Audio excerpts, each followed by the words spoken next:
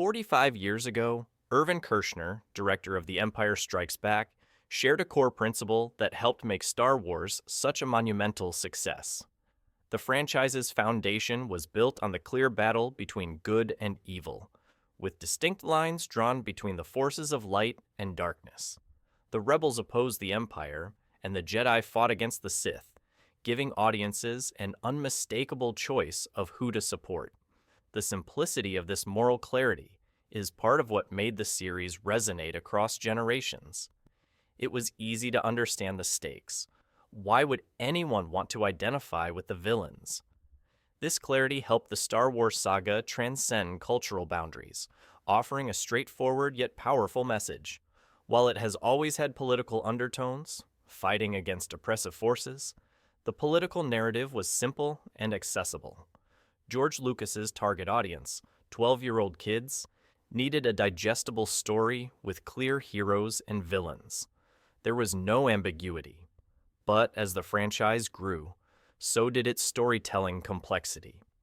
The newest addition to the Star Wars universe, Andor, has broken this long-standing rule by presenting a more nuanced and morally ambiguous portrayal of good versus evil.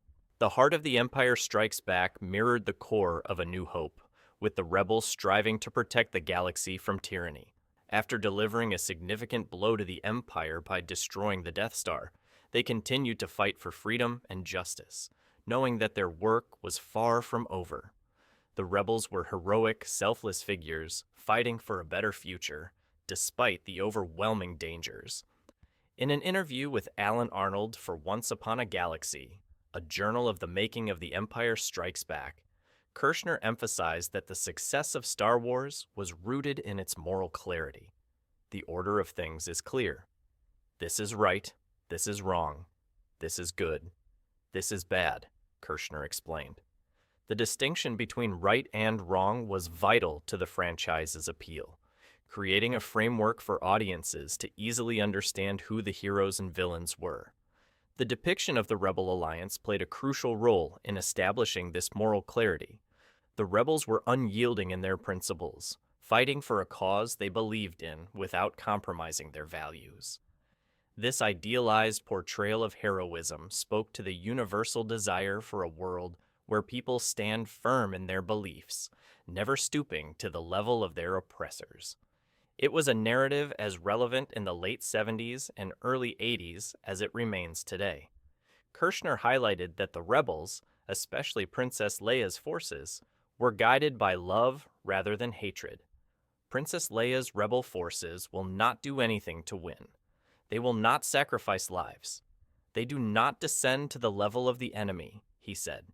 This distinction, the rebels fighting for love, not just to defeat evil, set them apart from the ruthless Empire.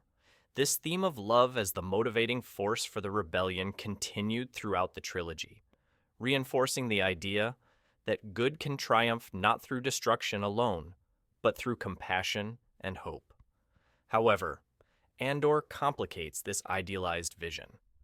The show introduces a much more complex view of rebellion, showing that love and good intentions are not always enough to spark meaningful change.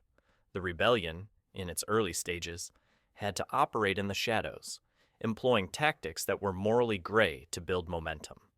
Sacrifices were made, and harsh decisions had to be taken to lay the foundation for the fight ahead. This depiction challenges the simplistic good versus evil narrative established by earlier Star Wars films and opens up a more sophisticated exploration of resistance and morality. In contrast to the clear-cut dichotomy of the original trilogy, Andor shows that the line between right and wrong is often blurry, and the journey to freedom is far more complicated than the heroes of old might have imagined. It's a bold move, but one that reflects how the franchise's storytelling has evolved to reflect the complexities of the real world.